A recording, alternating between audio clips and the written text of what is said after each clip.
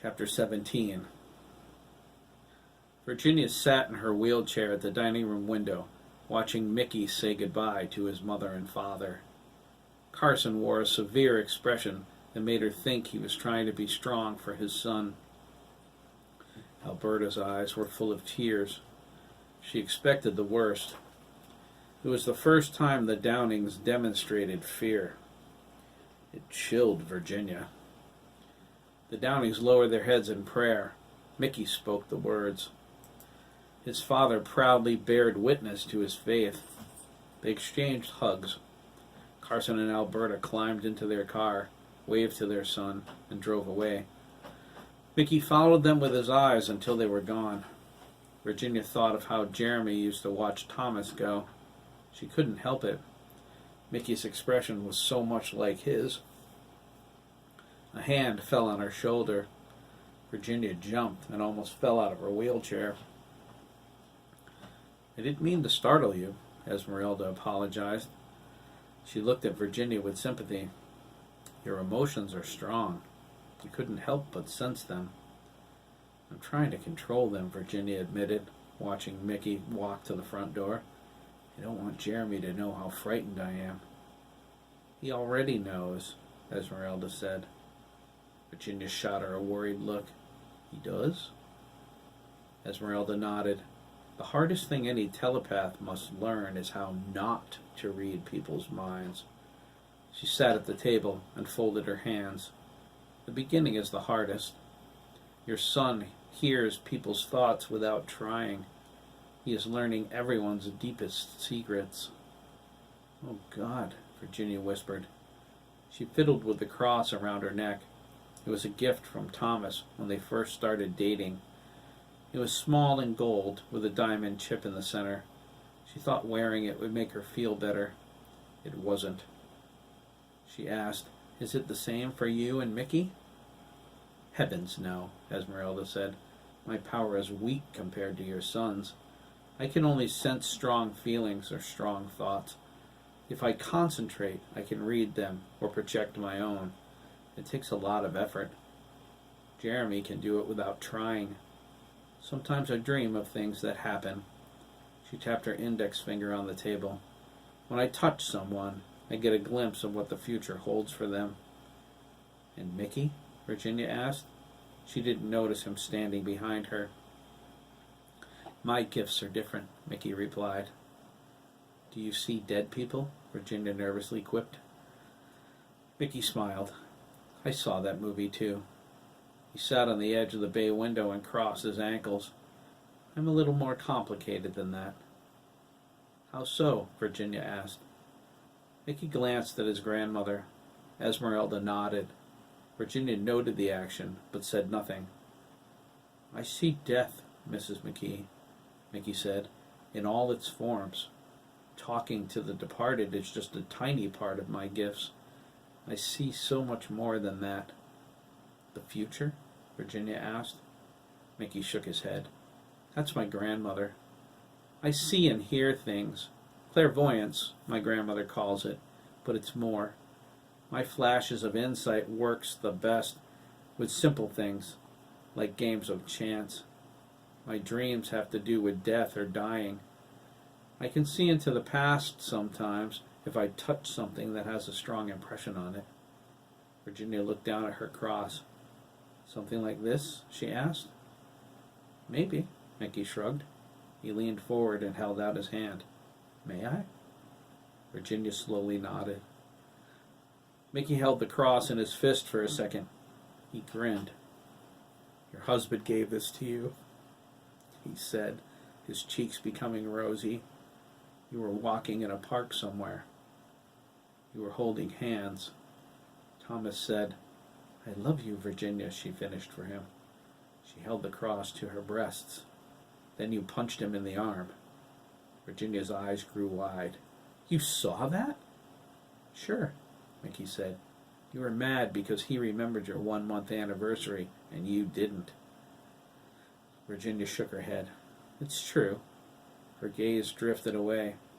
"Thomas was better at that stuff in the beginning. I got better at it later." She touched Mickey's cheek. Thank you for that, she said. I needed that memory. Glad I could help, Mickey said. He pointed at the suitcase standing beside the door. I should unpack. Virginia agreed. The guest room is down the hall on the right. Your grandmother has her stuff put away already. Mickey moved toward his suitcase. Virginia stopped him and asked, Where did you go after the hospital? She added, If you don't mind my asking. Mickey's face fell a little. I was helping the police. He left it at that and grabbed his bag. Down the hall on the right? Virginia nodded. When he was out of sight, she asked Esmeralda, How was he helping the police? Esmeralda's expression fell. My grandson showed them the remaining graves in the farmer's pasture, the boys who moved on to the next plane and did not rise. Oh, Virginia whispered. Morbidly, she asked, How many? You don't want to know. Virginia decided she was right. Is that the extent of Mickey's abilities? She asked, changing the subject. Esmeralda said it wasn't. May I make some tea? She asked, looking toward the kitchen. Virginia took this to mean she didn't want to talk anymore. Esmeralda corrected her, picking up that strong thought. On the contrary, I have a lot I would like to tell you. I just want a cup of tea. It's in the cabinet above the stove. Virginia wheeled into the kitchen. Esmeralda went to the stove and started her tea. The boys were upstairs in Jeremy's room, playing the PlayStation. Virginia wouldn't allow them to move anything until Chris and Jack returned from the farm. She anticipated their arrival soon, if milking took the regular amount of time. There was dinner to consider, too. She heard Mickey's steps as he climbed to the second floor. He knocked lightly on Jeremy's door and was invited to join them. From the sound of things, Dabney was on the verge of dethroning her son as the Lord of Mortal Kombat. Virginia thought, at least they remember how to be children. I hope they never forget. Esmeralda talked while she brewed. She was frank and open. Virginia appreciated that. Most everything she knew when she stepped into the light was gone. She only felt the comfort now. It kept her from falling to pieces over Thomas, although she missed him fiercely. Esmeralda told her Mickey's abilities were wider ranging than hers. Mickey saw worlds within worlds, was how she described it. Virginia wasn't sure what she meant by that. Esmeralda said her grandson was so in tune with the many different planes of existence, it was sometimes difficult to tell the difference between the here and the there. Whatever the case was, he was only a child. His power was still growing. Virginia asked, did he gain those abilities the same way Jeremy got his? Esmeralda looked surprised. Mickey was born with his, she said, pouring her tea into a cup. She sipped it black, then brought it to the kitchen table. And you? Virginia asked. Were you born with it? My grandmother gave me the power, Esmeralda said. She gave it to me to save my life. She noticed Virginia's concerned expression. You will learn everything at the meeting when we're all together. I'll wait, Virginia said. I'm just glad you're here. Esmeralda took Virginia's hands. We have to be here, she said ominously. She sipped her tea without saying anything further. Virginia wheeled into the hallway. It took some maneuvering, but she managed to get there without knocking anything over. She went to the foot of the stairs and was about to call Jeremy. His door opened at the same time her mouth did. Craig appeared at the top of the steps with a questioning look on his face. I haven't said anything yet, Virginia said.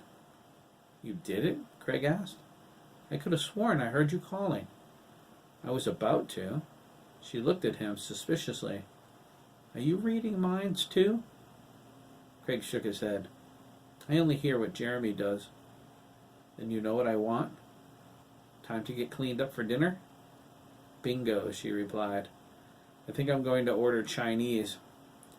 There was a chorus of approval from Jeremy's room.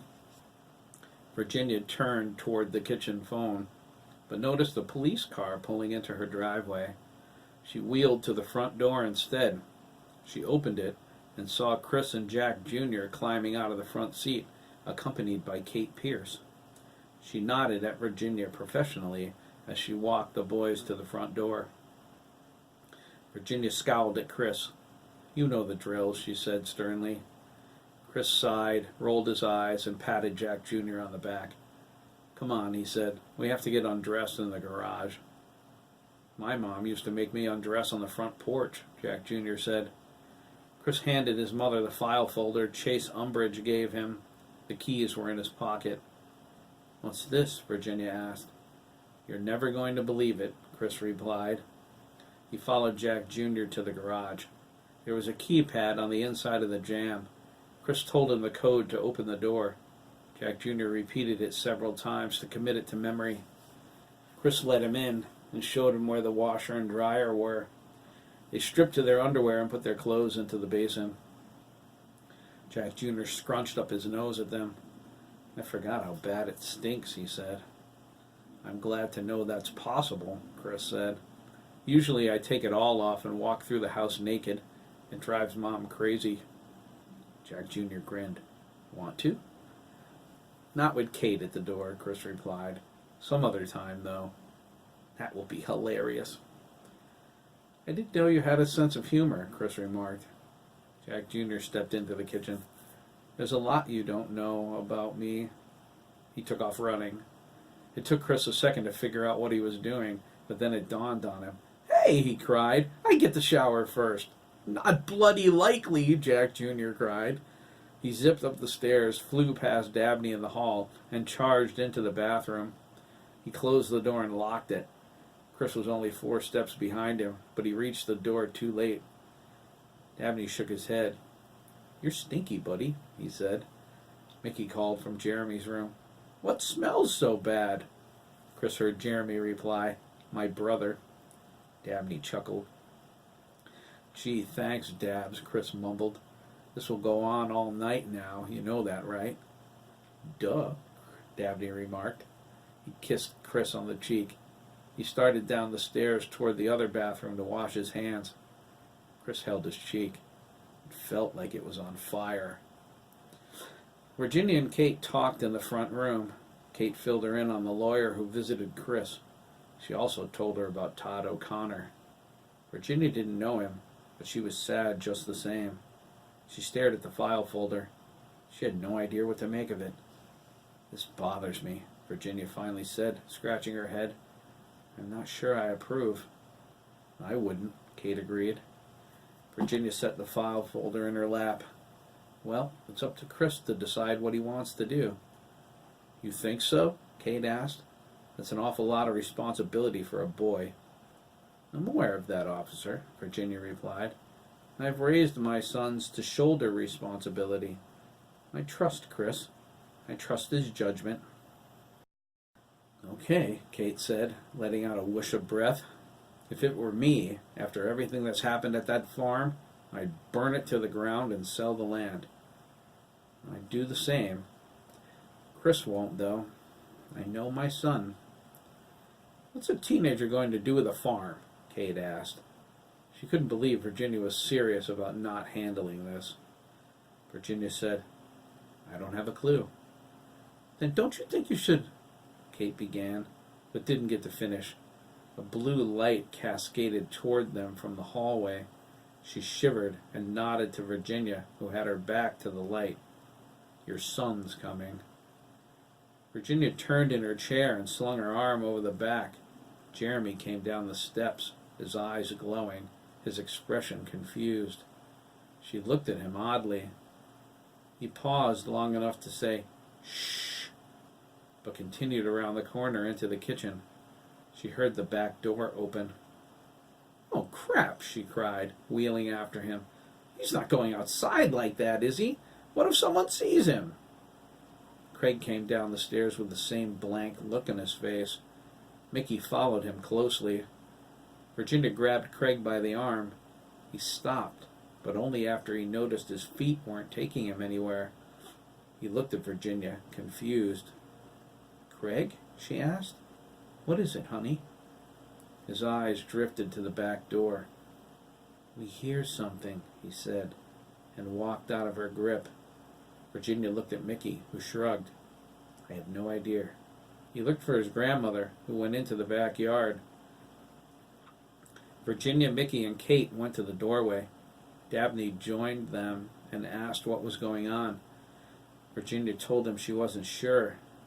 Jeremy went to the middle of the yard, slowly turning around in a circle. Craig turned with him in perfect union. Esmeralda stood next to them, watching intently. Jeremy stopped. His eyes narrowed. So did Craig's. It's coming from that way, they said together, pointing toward Wellington. What is it, boys? Esmeralda asked. A voice, they said. They moved in next to one another. Without looking, they clasped hands. Someone's calling us. Calling you, Jeremy? Esmeralda asked. They shook their heads. Him, we, us. He's calling us. He's scared, Craig added, only vaguely aware he was using the same mind voice as Jeremy. He needs us, Jeremy agreed. They turned to Esmeralda fearfully. Help us, please. We can't hear him clearly enough. We feel him, Craig whispered. He's terrified.